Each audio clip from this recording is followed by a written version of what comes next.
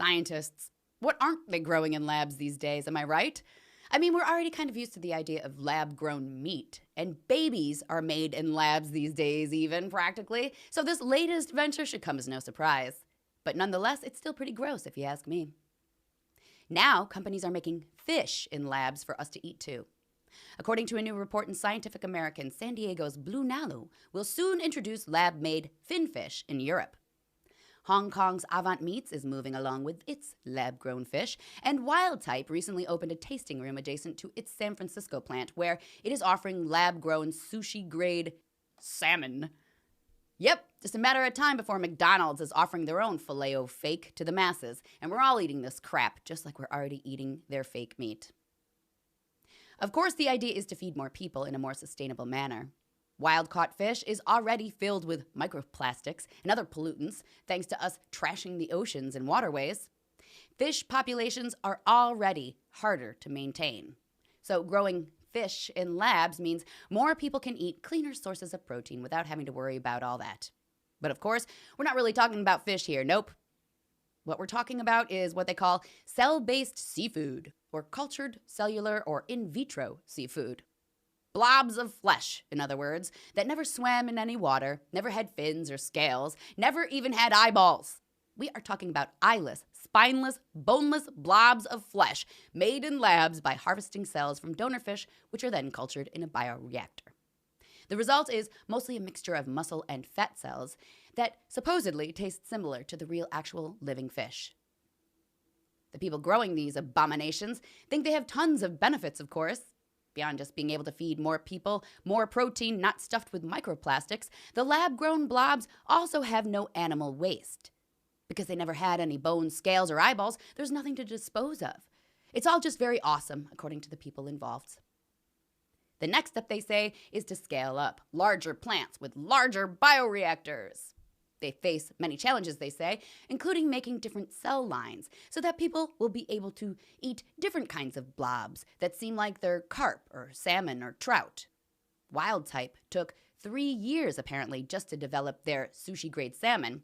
So there are challenges, but make no mistake, they're gonna keep pushing forward with it. Yep.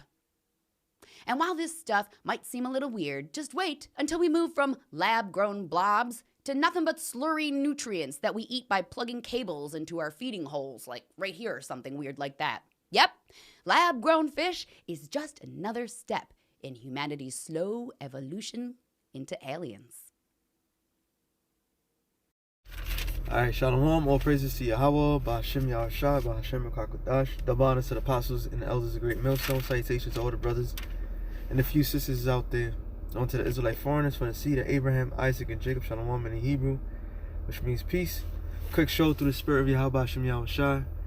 Don't want you brothers be edified, you sisters be edified. And this is another reason why we call this man the devil that the Bible speaks of. This is homegrown fish now. Alright, homegrown fish. So she already stated about the homegrown meats that this man has established, and now they're boneless, skinless fish, which is completely against the scriptures, period. All right, matter of fact, I did not have this in mind, but since I'm speaking of it, let me see if I can find it. Should be in Leviticus 12.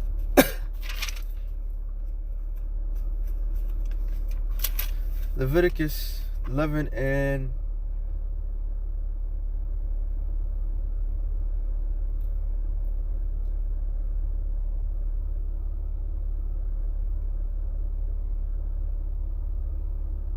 which is funny because the whole chapter is wow. Everything that has been done has been done on the guise of disrespecting the scriptures.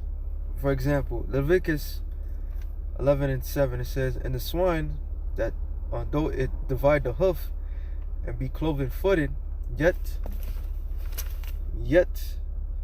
he cheweth not the cud, he is unclean unto you." And what is the most decorated meat in America? Swine, pig, pork, okay? I'm jumping down. Verse 10. All that have not fins and scales in the seas and the rivers and all them that move in the water, of living thing which is in the water, there should be an abomination to you. So if it don't have fins and scales, you're not supposed to eat it.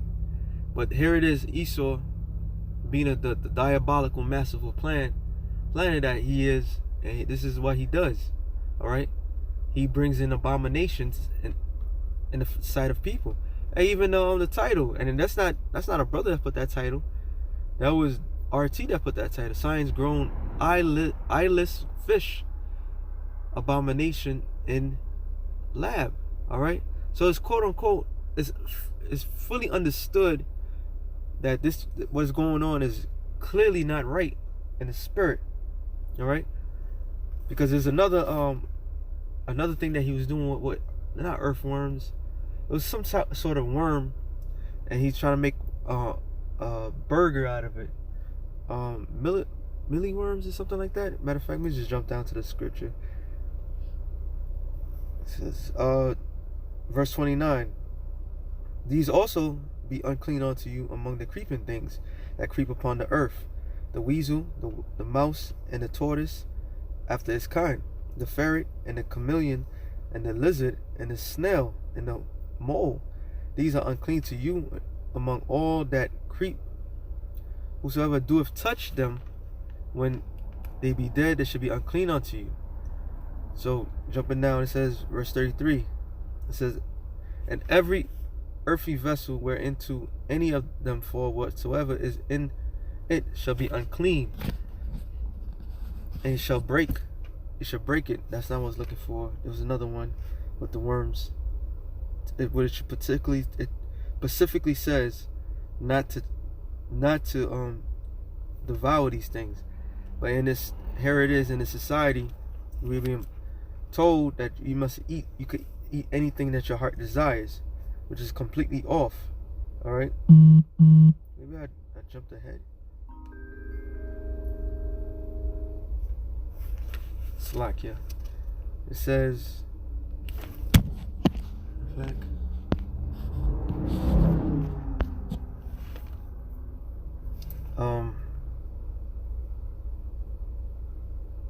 Oh, there's another scripture. 39 said, if any beast of which you may eat die, he that toucheth the carcass thereof shall be unclean unto you. And how many beasts that we know that we eating that may have died of the self?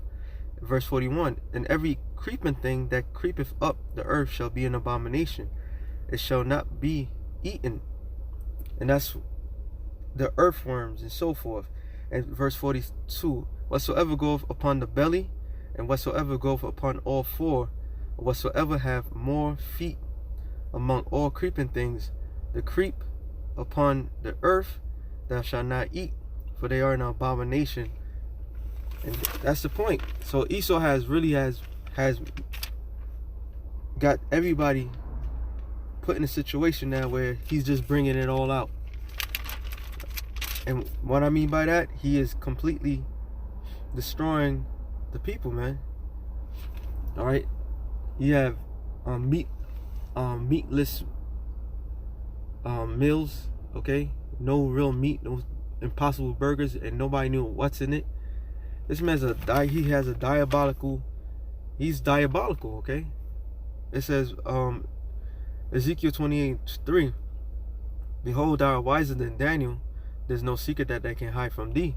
And we always associate that with his science. All right, through his science, he is masterful. He is bringing all these abominations up. So this is one of the main reasons why Esau has to be destroyed, man. Okay, and we're gonna keep bringing it out no matter what. Esau is always on a chop block because he is the devil that the Bible speaks of. I'm gonna keep this short and simple because I gotta head to camp. This is before camp. Ezekiel 4 and I'm just gonna go to the point. 13, and the Lord said, even thus shall thy children of Israel eat the foul bread among the Gentiles, whither I will drive them.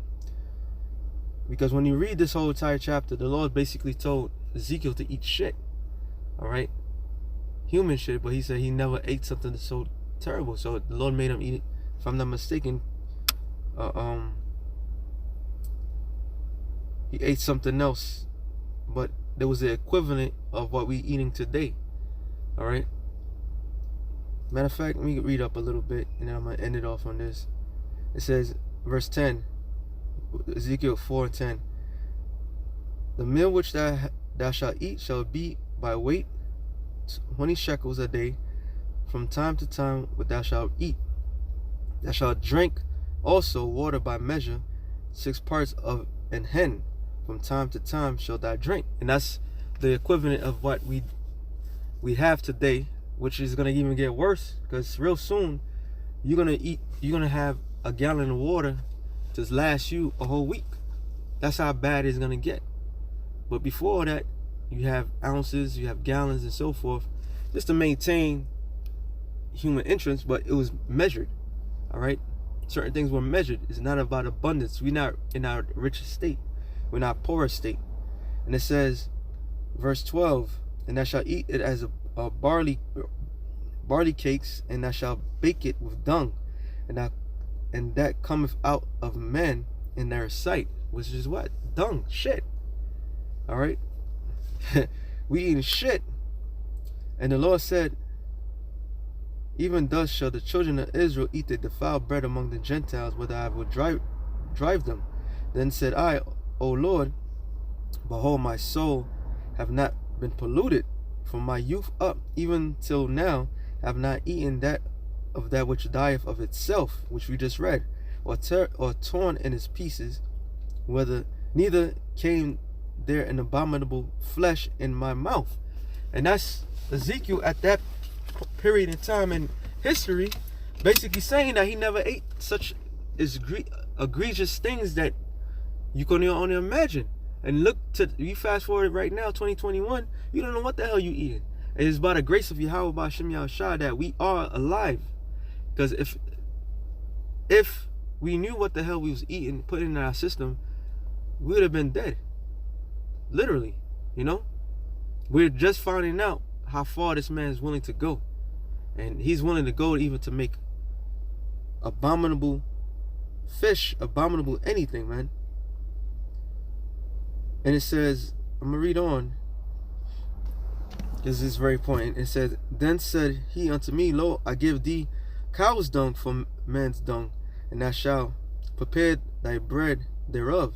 Moreover, he said unto me, son of man, behold, I will break the staff of the bread in Jerusalem, and they shall eat bread by weight and with care, and they shall drink water by measure with an astonishment, and that